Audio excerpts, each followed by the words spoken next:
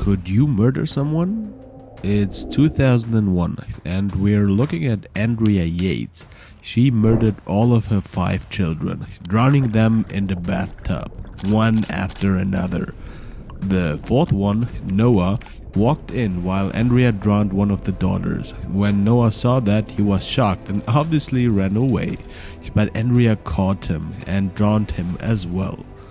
If I ask you, could you murder someone if you suffered from a serious mental illness, psychosis, and schizophrenia? The answer could be maybe. This is a very extreme example of a horrible act.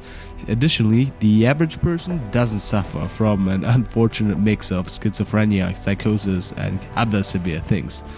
So let's get back to you as a sane person. What if we adjust the intro question? Could you murder someone if you got away with it? If you get a free pass and you can choose the victim? And if you committed the murder, how does it feel? We usually link the act of taking another person's life to a feeling of superior power. But is that what it really is like? If you got away with it, guaranteed, would murder even affect your well-being? Or make you more powerful and aggressive? What an odd question. And yet this is a question that seemingly quite a few people are concerned about, at least looking at different forums. People do have an interest in that matter. How is it to commit one of the worst crimes, possibly the worst, homicide? We are first going to look at different circumstances that make people commit the murder. After that, we check out a timeline on the psychological effects that kick in right after the crime. How does the murderer feel the first seconds, minutes, or weeks afterwards? But we should first differentiate between the average person and someone like a trained killer or a soldier like a combat veteran. Taking someone else's life can theoretically happen to both of these groups, but there are differences in their response. Talking about soldiers, the way their organizations are structured enforces the killing by giving a sense of accomplishment. Human beings are objectified to create emotional distance and detach from them. The soldiers then go through excessive training drills simulating real-life scenarios. The repetition leads to fully internalizing the responses to certain situations, so the soldier ends up following a simple stimuli response pattern, even for eliminating a target. Talking about people, humans, they become targets, numbers. As a result, the trained person eventually detaches to a point where the killing makes them act like cold psychopaths, no feelings. But don't you think that doesn't affect their soul severely? Suppressing the stream of their emotions has consequences. Or not? We will answer that shortly. Coming back to you and our intro question, could you kill someone? And how would it feel? I did what human beings do. I googled and I went down that rabbit hole and through a whole bunch of forums and threads, including Reddit. And apparently this topic, could you murder another person, is fairly popular and people are having discussions about it. But not only that, I found so many stories of users sharing their stories of murder. Some of them accidentally killed people, some got triggered and lost control over their emotion, and others happened to run into rapists or other murderers and paid them back in a sense. Or even worse, family members got abused, raped or killed, and their relatives ended up taking the offenders' lives. Even though it's a simple setup, you kill a person and won't be charged, ever. In this scenario, you get a free pass. The interesting part is that almost every person replying to this question came up with specific cases and conditions that would justify their act. That's fascinating because in our scenario, you wouldn't need any reason to commit the murder. It's an experiment. And yet, I think I haven't found a single simple answer to the question such as, sure, I would. Yes, I'd love to try. So this seems to show how strong of a moral compass most of us have. Through being socialized and educated on core values, just the idea of murder comes with a barrier that is rather hard to overcome, fortunately. People have different justifications for the actions they take and those they may take. Let's play it through. You see a random person, seemingly friendly, and you now are instructed to kill that person. There's no way you would feel remotely comfortable about anything close to a violent act. But what about this? You happen to see the same person at a later point in time. This time, however, the person tortures and kills a dog right in front of you. How do you feel about the situation now? You probably find it easier to justify physical violence over that person. Even your language changes in alignment with your aggression. You have seen this effect online a lot. A video of a person mistreating another person or animal, and regardless of how peaceful you are, you suddenly catch yourself saying or commenting things like, "I would love to see that person being beat up and put in a cage," or "just burn in hell, you should be punished as badly as possible for that." So it seems like when the circumstances just get bad enough or immoral enough for you to justify your behavior, even harmful acts seem acceptable, and that goes for most people. Let's now get to the final question. How does it feel? How does your psyche respond to the fact that you just murdered a person? The way someone emotionally responds to having murdered another person can vary depending on many factors. However, having read dozens of stories from veterans and random people who happen to take a person's life, either as part of an unfortunate self-defense or caused by an aggressive impulse, there are overall patterns they all share. The following patterns are based on a variety of stories and details people have shared online.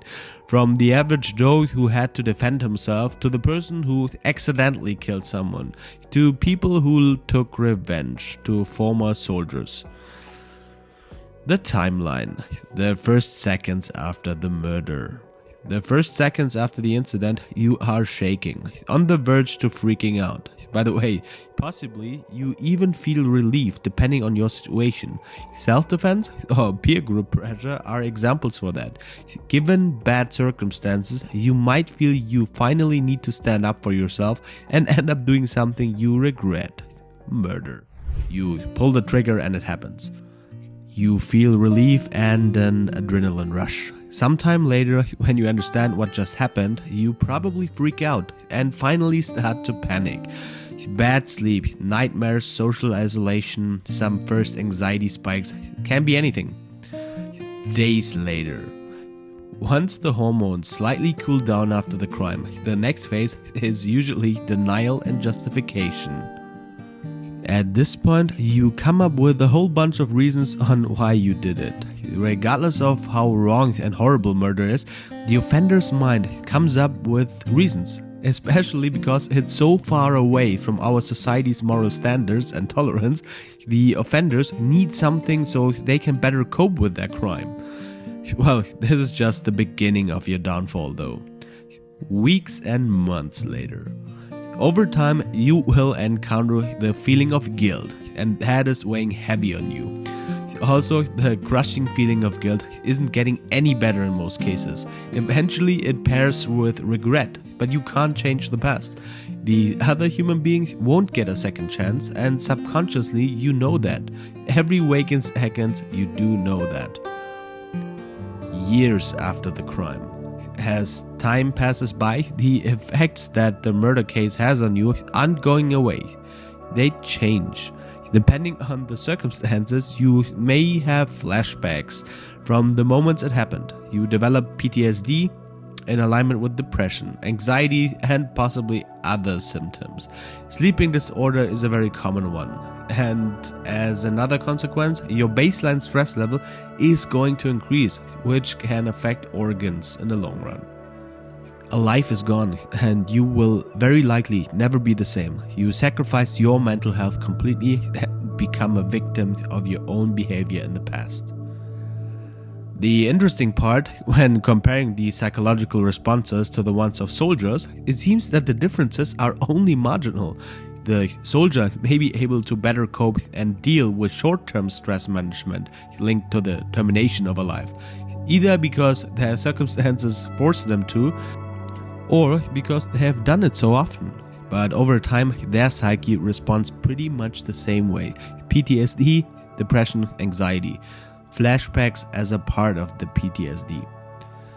And even if the behavior seems like an option in the very moment, there is something that murder triggers in us, something that our psyche cannot handle. The way your psyche tries to secure your survival from an emotional perspective by shutting you down in the moment.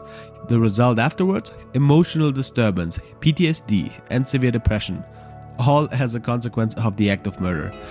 This shows again that regardless of your path, we are one species and there's no getting away from developing more vulnerability from certain behavior.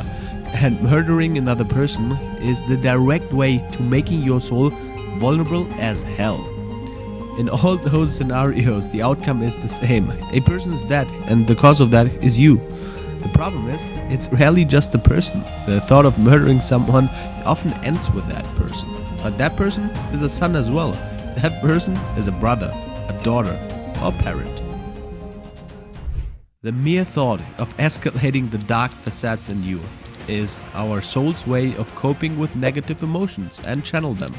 Otherwise, we would barely be able to maintain healthy relationships without actually harming anyone or suffer due to ignoring what you have in you. There's a reason why the big 5 dimensions have an item called negative emotion.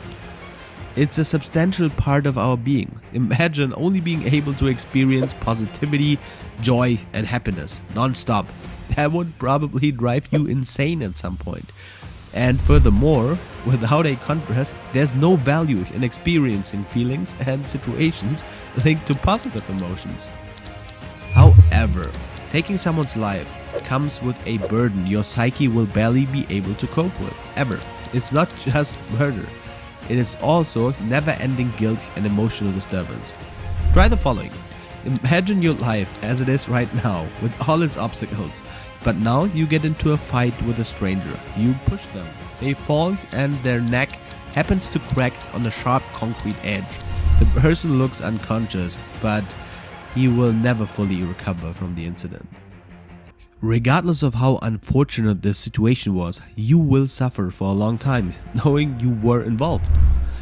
And the people who cold-heartedly kill aren't normal. These statistical outliers with psychopathic traits, childhood trauma, horrible upbringing, poor impulse control, and low aggression inhibition. Put the idea of having committed murder as someone admirable aside and let it die.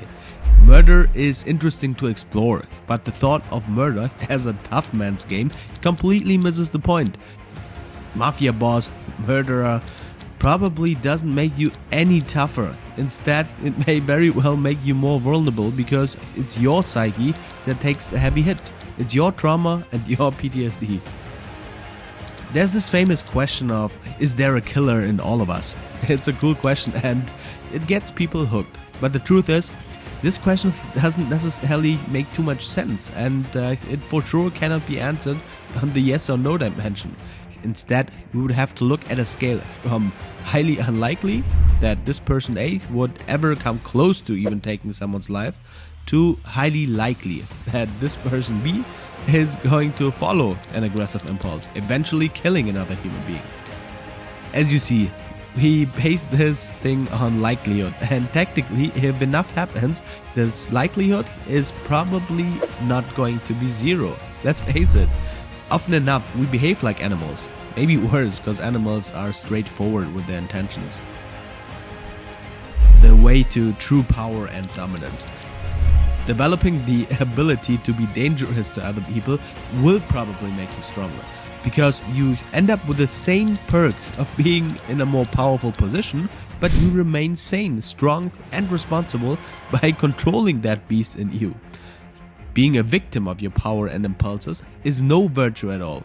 Being in charge of your superiority is a huge virtue and an incredible feeling. Because true power and dominance come from having the ability to execute if needed, and then doing it. Not from following every impulse that crosses your way, because that's being a victim of your emotions, clearly a weakness. Murder doesn't make you strong or tough. It cracks your soul forever. Understand yourself, be a good person, appreciate the monster within you, and control it, because that's the virtue. Could you murder someone?